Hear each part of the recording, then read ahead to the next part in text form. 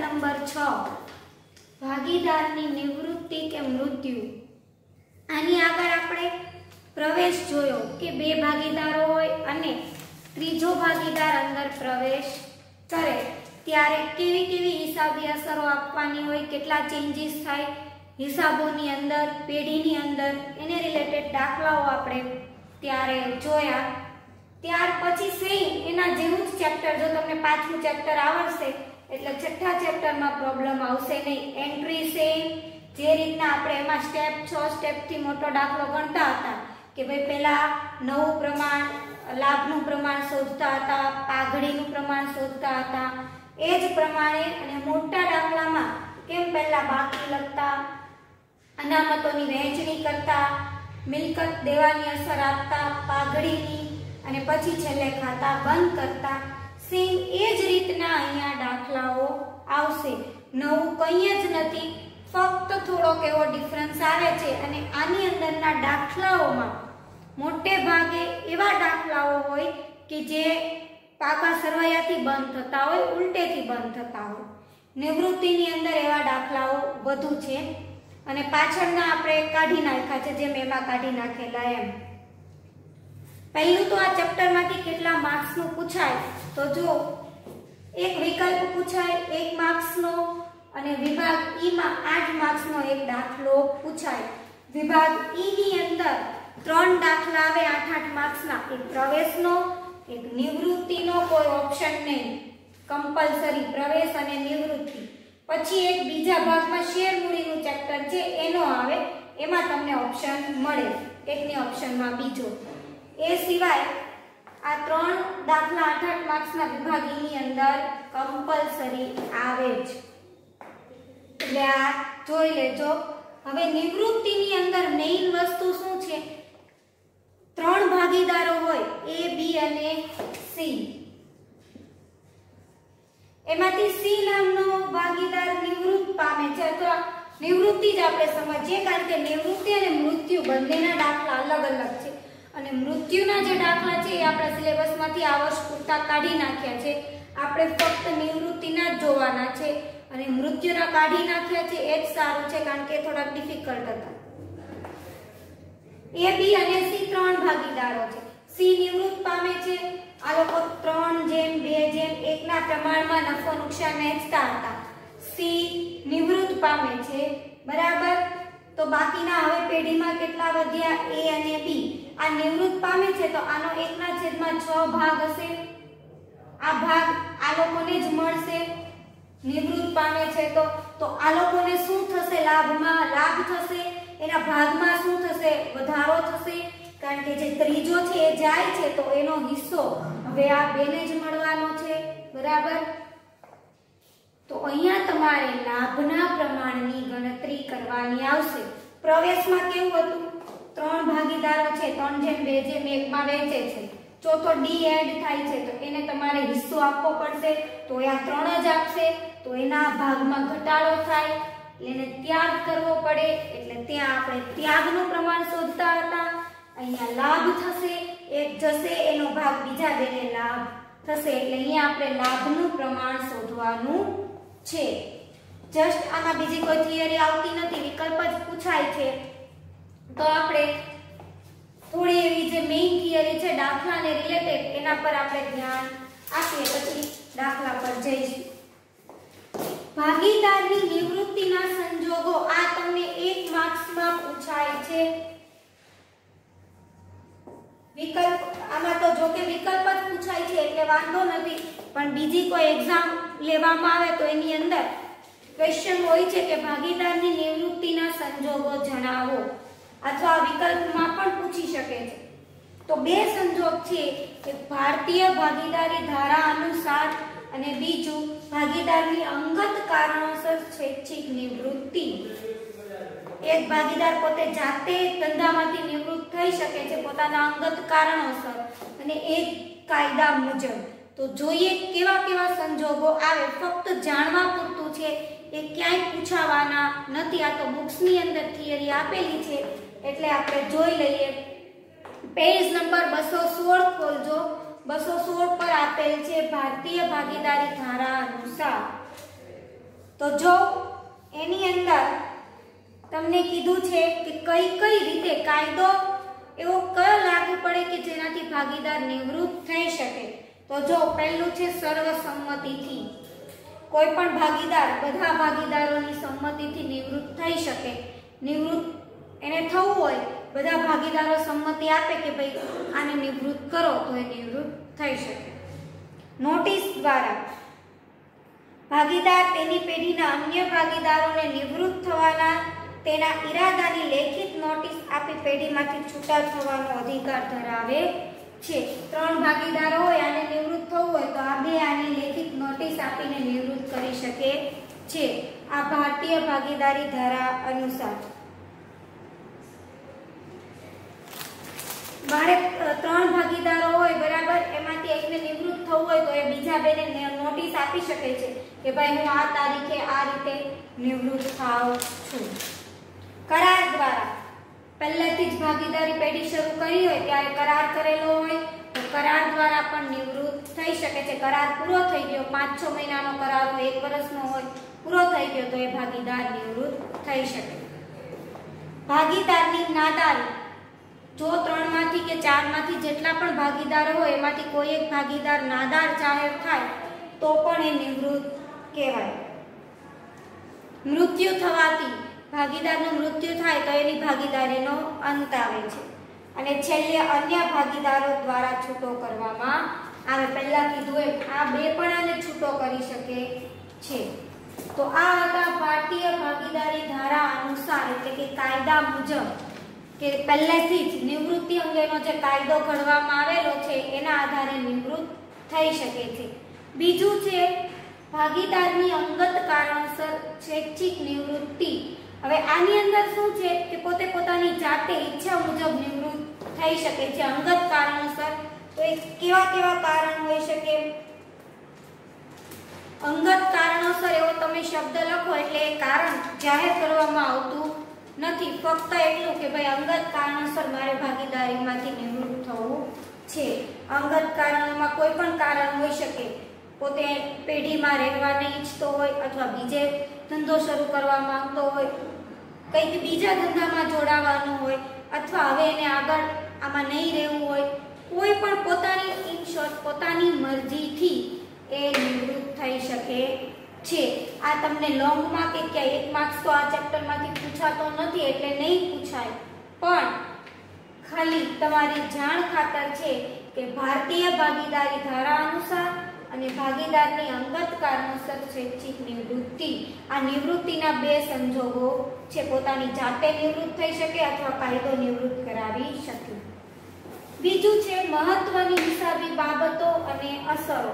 Means કે આ દાખલાઓ ગણવાના સ્ટેપ છે જે પ્રવેશમાં પણ હતા, એક સેમ અહીંયા છે દાખલાઓ ગણવા માટેના સ્ટેપ. સૌપ્રથમ આપણે નફા નુકસાનનું નવું પ્રમાણ અને ચાલુ ભાગીદારના લાભના પ્રમાણની ગણતરી કરવાની. જે આપણે પ્રવેશમાં પણ કરતા હતા એમાં જૂના ભાગીદારો શબ્દ આવતું, અહીંયા ચાલુ ભાગીદારો આવે કારણ કે જૂના નવા તો થવાના નથી. જે ભાગીદારો છે એમાંથી એક નીકળી જાય એટલે બાકીના ચાલુ ભાગીદારો કહેવાશે. એટલે નફા નુકસાનનું નવું પ્રમાણ અને લાભના પ્રમાણની ગણતરી. પહેલા આપણે આના દાખલા જોઈશું જેમ પ્રવેશમાં જોયા હતા. પાઘડી અંગેની હિસાબી અસરો પ્રવેશમાં પણ આપી હતી અને આમાં પણ આપેલી છે, પણ આમાં એકદમ ઈઝી છે. પાઘડીની હિસાબી અસરો પ્રવેશમાં બહુ બધી આમ નોંધો તમને આવતી હતી, પાઘડીનું પ્રીમિયમ ને બધું, આમાં એક જ આમ નોંધ આવશે, વધારે આવશે નહીં. ત્યાર પછી નેક્સ્ટ મિલકતો અને દેવાનું પુનઃ મૂલ્યાંકન, જે આપણે પ્રવેશમાં પણ કરતા હતા સેમ નિવૃત્તિમાં કે જમીન મકાનમાં વધારો ઘટાડો, ફર્નિચર સ્ટોક, દેવાદાર લેણદાર વધારો ઘટાડો, પુનઃ મૂલ્યાંકન ખાતું. એ સેમ અહીંયા એકત્રિત અનામતોની વહેંચણી ત્યાં પણ કરતા હતા કે ભાઈ કારીગર વળતર અકસ્માત હોય, મૂડી અનામત, બીજી કોઈ પણ અનામતો હોય, આ બાજુ પર પાઘડી જાહેરાત ઝુંબેશ ખર્ચ બરાબર એની વહેંચણી સેમ. આમાં પણ એ મુદ્દો કરવાનો વહેંચણી. નિવૃત્ત કે મૃત્યુ પામનાર ભાગીદારને ચૂકવવા પાત્ર રકમ. હવે આની અંદર ચૂકવવા પાત્ર રકમ મૂડી ખાતું તમે બનાવો ભાગીદારોનું, એ જે નિવૃત્ત અમુક રકમ રોકડમાં પણ ચૂકવવામાં આવે, નિવૃત્ત થાય ત્યારે એને આપણે પૈસા આપવાના હોય, અને અમુક રકમની લોન કરવામાં આવે, બે રીતે ચૂકવવામાં આવે. દાખલામાં તમને જેમ કીધું છે એ રીતે કરવાનું. આ મુદ્દો જ આની અંદર નવો છે પ્રવેશ કરતા, બાકી સેમ પ્રવેશ જેવું. પ્રવેશમાં એવું કંઈ આવતું હતું નહીં. એમાં શું આવતું? નવો ભાગીદાર મૂડી પેટે રોકડા લાવે, પાઘડી પેટે રોકડા લાવે. અહીંયા શું આવશે? નિવૃત્ત પામનાર ભાગીદાર રોકડા લઈ જશે, આપણે એને રોકડા આપવાના છે. એટલે ચૂકવવા પાત્ર રકમ અને લેણી રકમની ચૂકવણી. અગાઉનું કંઈ બાકી હોય તો એ પણ આપણે એને ચૂકવણી કરવી પડે, અને રોકડ અથવા તો લોન તરીકે પણ આપણે નાણાં આપવા પડે. મોટા દાખલા આવશે ત્યારે આ મુદ્દો આવશે, નાનામાં નથી. અને આ પ્રવેશ કરતા અલગ મુદ્દો છે, પણ એમાં એટલું બધું ધ્યાન રાખવાની જરૂર નથી, આવડી જ જશે મોટા દાખલાની અંદર. એટલે આ એના સ્ટેપ છે. પાઘડી પ્રવેશની જેવા જ સેમ વસ્તુ કરવાની છે. નિવૃત્તિમાં કઈ નવો કોઈ ચેન્જીસ છે નહીં. આટલા જ મુદ્દા એમાં હતા, એ સેમ મુદ્દા અહીંયા છે. ત્યાર પછી નફા નુકસાનનું આપણે પહેલા સ્ટેપના દાખલાઓ ગણવાના છે. પહેલા નવું પ્રમાણ ને લાભના પ્રમાણના નાના દાખલા છે એ તમને આવડશે એટલે મોટામાં એનો ઉપયોગ થશે. પછી પાઘડીના નાના દાખલા જોઈશું અને પછી ડાયરેક્ટ મોટા દાખલા પર આવી જઈશું. તો નફા નુકસાનનું નવું પ્રમાણ અને લાભના પ્રમાણની ગણતરી, એની અંદર ફક્ત બે જ સૂત્ર યાદ રાખવાના છે. નવું પ્રમાણ શોધવાનું સૂત્ર જૂનો ભાગ પ્લસ લાભ. પ્રવેશમાં શું હતું? જૂનો ભાગ માઈનસ ત્યાગ, કારણ કે એમાં જૂના ભાગીદારોને ત્યાગ કરવો પડે એટલે માઈનસ, અને અહીંયા લાભ થશે એટલે પ્લસની નિશાની. આટલો જ ડિફરન્સ છે, બીજો સૂત્રમાં ડિફરન્સ નથી. અને લાભનું પ્રમાણ તો આપણને આવડે જ છે, આગળ શીખી ગયા, નવું માઈનસ જૂનું પ્રમાણ. એટલે આટલી જ વસ્તુ આ ચેપ્ટરની અંદર થિયરીમાં કરવાની છે. તમારે પહેલા ચેપ્ટરનું હેડિંગ આપવાનું, કેટલા માર્ક્સનું પૂછાય છે એ લખવાનું, પછી ટાઇટલ આપવાનું, ભાગીદારને નિવૃત્તિના સંજોગો, આ બે લખવાના, અંદર ડિટેલ્સ લખવાની જરૂર નથી. પછી મહત્વની હિસાબી બાબતો, તો એ આટલા મુદ્દા લખવાના, અને આ સૂત્ર આ સ્લાઇડ પર જેટલું છે એટલું બધું તમારે લખવાનું. પછી આપણે હવે નાના દાખલા શરૂ કરીશું, નાના દાખલા પર જઈશું. આ બધું તમારે નોટમાં લખીને પછી જ નાના દાખલા સ્ટાર્ટ કરવાના છે, એટલે પહેલા લખી લેજો.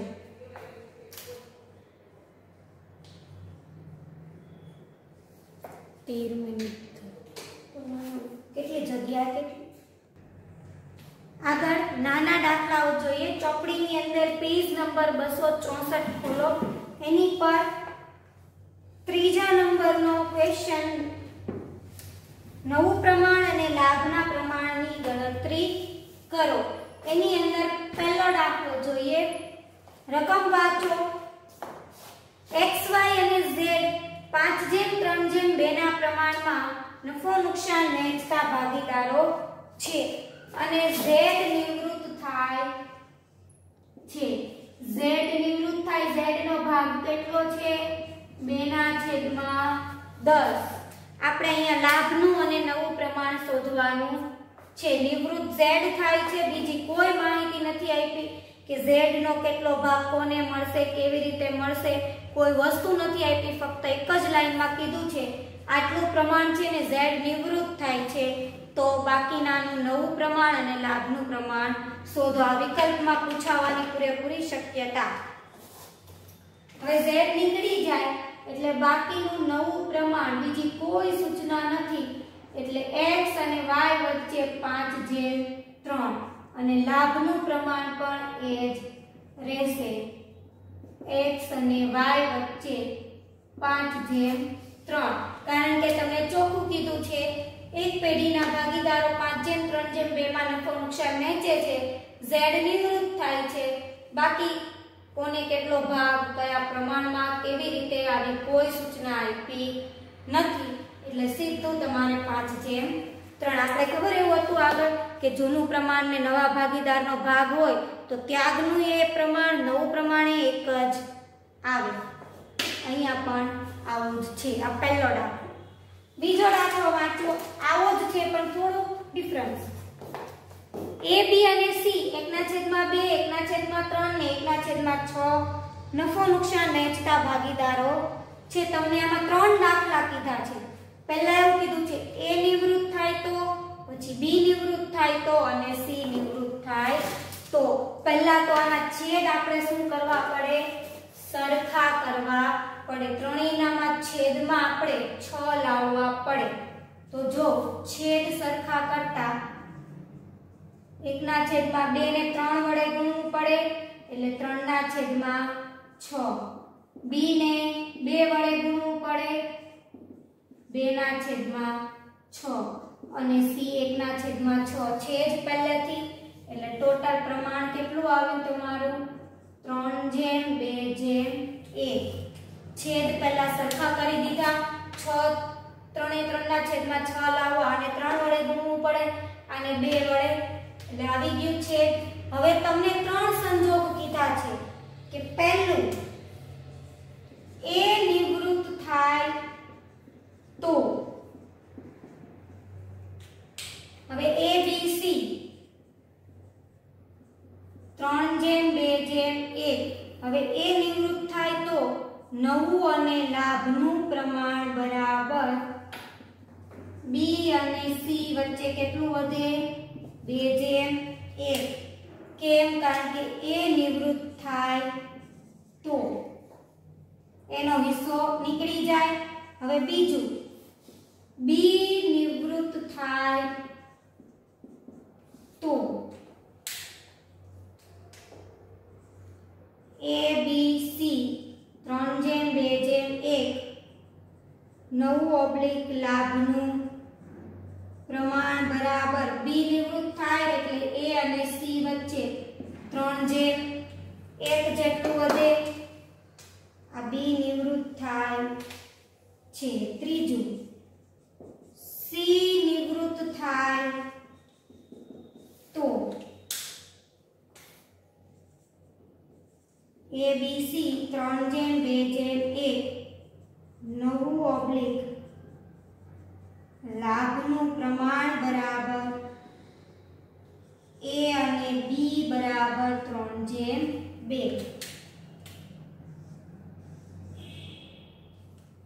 સમજ પડી? આની અંદર સેમ આના જેવો જ દાખલો છે પણ તમને ત્રણેય સંજોગ કીધા છે કે ભાઈ a નિવૃત્ત થાય તો b અને c નું કેટલું, b નિવૃત્ત થાય તો a અને c નું કેટલું અને c નિવૃત્ત થાય તો a અને b નું પ્રમાણ કેટલું વધે. એટલે આ બે જ દાખલા આ રીતના હતા. આમાં તમને ઓપ્શનમાં પૂછાવાની શક્યતા વધારે. ડાયરેક્ટ આખું એક લાઈન આપી દે અને તમને પૂછે અને ઓપ્શનમાં આન્સર આપેલા હોય કેટલું પ્રમાણ વધે. એટલે આ બે જ દાખલા આ પ્રમાણેના છે. હવે ના આવશે નહીં. હવે આપણે જોવાના છે લાંબા દાખલા જેમ પ્રવેશમાં જોતા હતા એના માટે પ્રવેશનો એક રૂલ્સ યાદ કરો. નફામાંથી શબ્દ હોય તો ડાયરેક્ટ લખી દેતા. ભાગની કે ને શબ્દ હોય તરફેણમાં તો આપણે ગુણાકાર કરીને પછી આ સૂત્રમાં લખતા હતા. સેમ અહીંયા એ જ સિસ્ટમ અપ્લાય કરવાની છે. તો દાખલા નંબર 3 માં વાંચો એ જ રીતના તમને આપેલું છે. PQR 40%, 20% અને 40% નફો નુકસાન વહેંચતા ભાગીદારો છે. Q નિવૃત્ત થાય છે. Q ના નફામાંથી P ને 3/20 મળશે અને R ને 1/20 મળશે. આ એનો શું થયો? લાભ થયો કહેવાય. પહેલા આપણે છેદને બરાબર કરીએ તો 40%, 20% અને 4. 40/100, 20/100, 40/100 એટલે 4/2/4. હજી આપણે આને અડધું કરી શકીએ 2/1/2.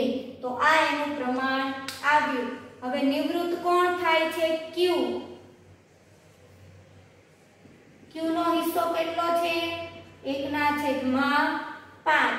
Q નિવૃત્ત થાય છે. નફા નુકસાનનું પ્રમાણ આવ્યું તમારું 2/1/2.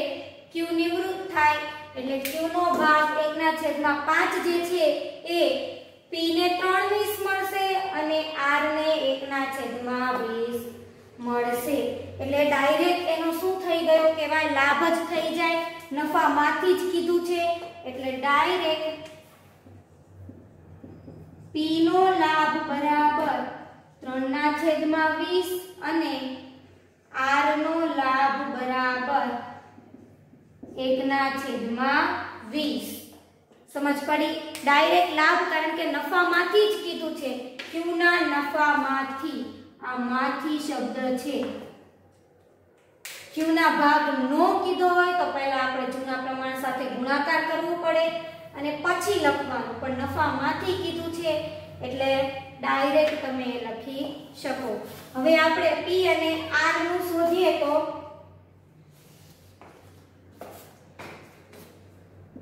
p જૂનું પ્રમાણ કેટલું છે 2/5 પ્લસ લાભ કેટલો આવ્યો 3/20 આ જૂનું પ્રમાણ 2/5 પ્લસ 1/20 અહીંયા પ્લસ ની નિશાની છે 20 5 100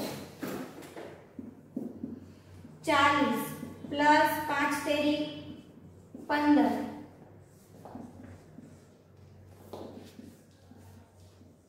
40 પ્લસ 15 કેટલા થશે 55/100 40 પ્લસ 5 એકા 5 45/100 55 જેમ 45 હજી તમે આને ઓછું કરી શકો અહીંયા આગળ ઓછું કરવું હોય તો છેદમાં 20 50 થયું હતું એટલે 20 11 5 55 અને 9 5 45 એટલે તમારો આન્સર આવ્યો નવું પ્રમાણ બરાબર 11/9 બરાબર અહીંયા દાખલો પૂરો થાય 11/9 તમારું શું આવ્યું નવું પ્રમાણ એટલે આ સેમ દાખલો તમારે જે ઉદાહરણમાં આવતા હોય એ પણ કરવાના છે આ ત્રીજા દાખલામાં કંઈ જ નહીં હતું નફામાંથી શબ્દ હતો એટલે 3/20 ને 1/20 એ જ એનો લાભ કહેવાશે એટલે અહીંયા તમે આ રીતે લખી શકો લાભનું પ્રમાણ બરાબર 3/1 અને નવો ભાગ બરાબર જૂનો ભાગ પ્લસ લાભ જૂનો આટલો હતો અને નવો એને બીજો આટલો મળશે આટલો લાભ એને મળશે એટલે ટોટલ હવે એનું પ્રમાણ થયું 11/9 સમજ પડી ત્યાર પછી હવે નેક્સ્ટ જોઈએ આગળ દાખલા નંબર 4 જો m n અને o 3/2/1 ના પ્રમાણમાં નફો નુકસાન વહેંચતા ભાગીદારો છે m નિવૃત્ત થાય છે m ના નફાનો ભાગ તમને કીધું છે m ના ભાગમાંથી 1/10 n ને મળે છે અને બાકીનો ભાગ o ને પહેલામાં કેવું હતું બંને કહી દીધા હતા આમાં બાકીનો ભાગ o ને કીધો છે પહેલા જો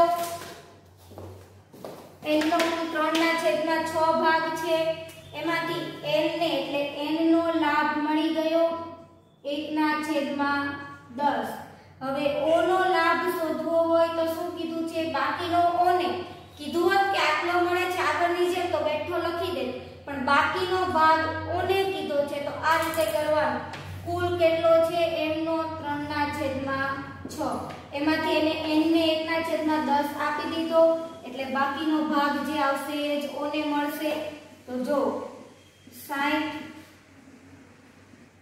30 - 6 એકા 6 કેટલું આવ્યું 24/60 n નો લાભ આવ્યો 1/10 અને આનો લાભ કેટલો આવ્યો 24/60 આને આટલો મળે છે બંનેના છેદ શું છે અલગ અલગ n નો 1/10 અને o નો 24/60 હવે આને 60 લાવવું પડશે તો 6 વડે ગુણવું પડે 6/60 એટલે તમારું લાભનું પ્રમાણ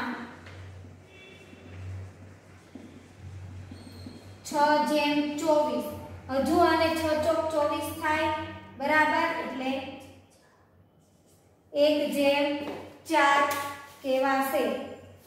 સમજ પડી? n નો લાભ કીધું જ છે, એમના ભાગમાંથી શબ્દ છે એટલે બેઠું જ લખાય સૂત્રની અંદર કે ભાઈ 1/10.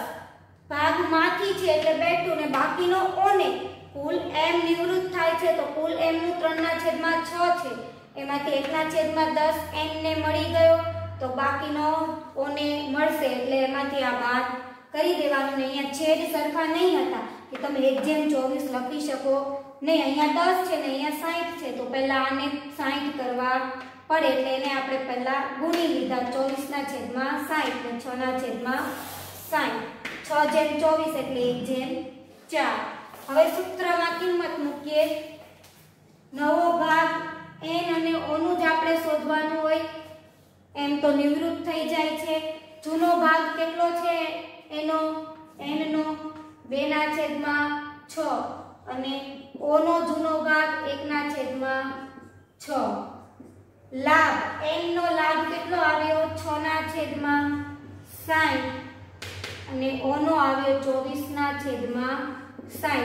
હવે આમાં લસાની રીતથી પણ થાય પણ એ થોડું ડિફિકલ્ટ પડે તો આપણી પાસે કેલ્સી હોય જ, ગમે એટલા મોટા ગુણાકાર હોય તોય પોસિબલ બને એટલે આપણે એ જ રીતના કરવાનું. 6 6 36 360 6 2 120 + 36 120 + 36 કેટલા થશે 156/360.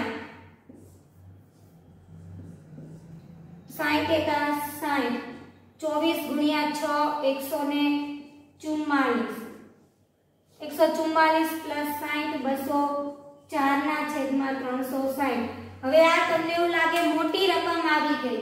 હવે આનું છેદ કઈ રીતના આપણે કરશું તો તમને કદાચ એક્ઝામમાં નહીં સમજ પડે. તમે 156/204 લખો તો પણ ચાલે, સાચું જ કહેવાય, આન્સર એક જ આવે. પણ જો તમે મોટો દાખલો ગણતા હોય તો થોડીક તકલીફ પડે એટલે આપણે આને હજી ઓછું કરી દઈએ. 360 જે છે એને 60 × 6 આવ્યું હોય તો ઉપર પણ એટલા વડે ભાગાકાર કરો બરાબર, તો નીચે આવે 60 અને ઉપર આવે 26. સમજ પડી? ઉપર આવે 26. આને 60 × 6 કરવાનું, 60 × 6 અને અહીંયા આવશે 34/60. એવી જ રીતે 60 × 6 આને પણ 6 વડે ભાગાકાર કરવાનો એટલે તમને મળી જાય. નવું પ્રમાણ બરાબર 26/34. હજી આને અડધું કરી શકો 13/17. એટલે આવી રીતે કરવાનું નહીં સમજ પડે ડાયરેક્ટ 13 અને 17 નું તો પહેલા તમે અહીંયા જે ગુણાકાર કર્યો હોય ને એ જ નીચે થાય, પછી ઉપર ખાલી તમારે 6 વડે ભાગવાનું જ રહે એટલે તમને આન્સર મળી જાય. 56/6 કરો એટલે 26 આવે, 204/6 કરો એટલે 34 આવે અને નીચે 60/6 બરાબર, એટલે તમને 60 × 6 એટલે આ આન્સર મળી જાય. નવું પ્રમાણ આટલું, લાભનું પ્રમાણ આટલું. આ 4 દાખલા નાના દાખલા છે આજે આપણે જોયા. હજી નાના આગળ બાકી છે, જોઈશું. આ 4 ઉદાહરણમાં જે આપેલા છે એની પ્રેક્ટિસ કરજો, સ્વ અધ્યયનની પણ પ્રેક્ટિસ કરજો, કેમ કે તમે સાથે પ્રેક્ટિસ કરશો તો જ આવડશે, પાછળથી આવડશે નહીં સમજ પડે તો એકનો એક વિડિયો 3 થી 4 વખત જોજો તો આવડી જ જાય. આમાંથી કંઈ નહીં સમજ પડે તો મને પૂછજો, જે નેક્સ્ટ વિડિયોમાં આપણે ક્લિયર કરી દઈશું. અસ્તુ, આભાર.